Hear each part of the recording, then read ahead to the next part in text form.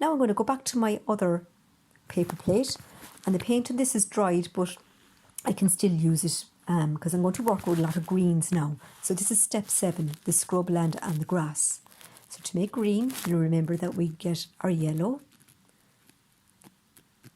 and blue. Now I'm going to start off with a filbert brush at this stage. And if you want darker blue, you add more, darker green, you add more blue to it, and a lighter green, you add more yellow.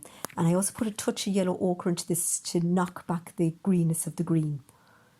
And basically, I'm quickly filling in the sections, the dark sections to start with, in front of the house and the bush that's to the right of the cottage. And then I lighten as I go. I can add white and yellow to this for the foreground. So I'm using different types of green. I'm referring to my photograph to see generally what greens to put in. And I'm using circular kind of scrubbing motion with my filbert brush to get this in. Now for the scruffy yellowy brown grassy tufts, I switch over to a flat brush. But you could also use a fan brush for this if you want. What I'm doing is I'm flicking up the fan or the flat brush upwards to kind of create grassy feel to it. And then going over it with the brown.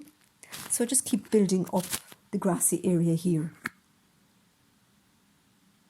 So I started off with the lighter brown mixed with white, and then I went over it with the darker brown. And now I'm going to come back in and darken some of the green areas. So by adding blue back into my green to darken it. And I work my way around some of the tufts to darken up some of the green areas where I need to.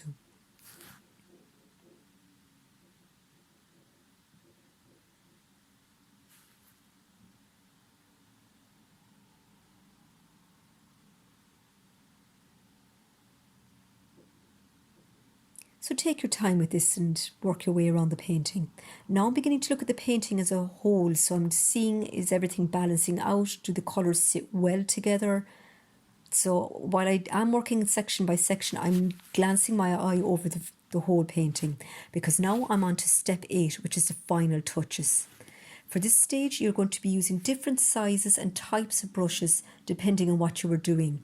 I'm going to use a small round brush for detail work, like here on the right hand side of the cottage. Again, I'm not worried about figuring out what every single stick and rock is. I'm just filling in the greys where I see them. So just working my way around the painting. And look at your, as I said, look at your painting as a whole. Do the colours look right? Is everything in the right place? Am I missing anything?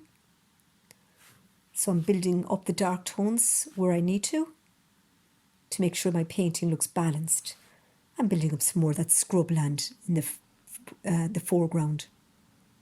So this takes time. You don't get it all done in one pass.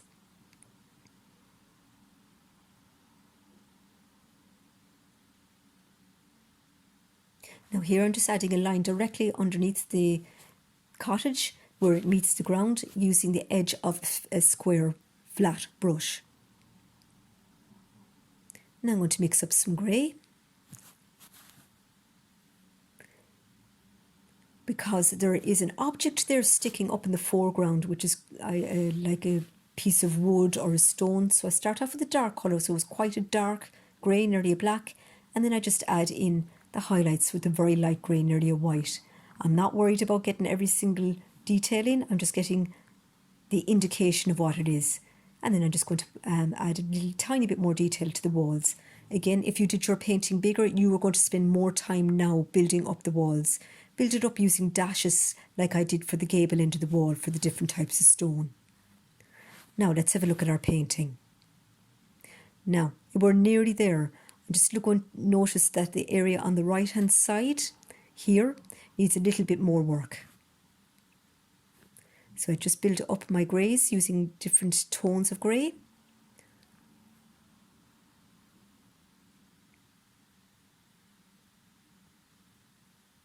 Again, I'm not worried about exactly what it is. It's just getting in the general shapes in the correct tone of grey. And I'm happy with that. I'm happy that my cottage is telling the story of a stormy day that has passed and clearer skies are to come. It's a good idea to know what story you're going to tell about your painting before you start, because it'll change the way you approach your painting. Thank you for watching, and I hope you enjoy it.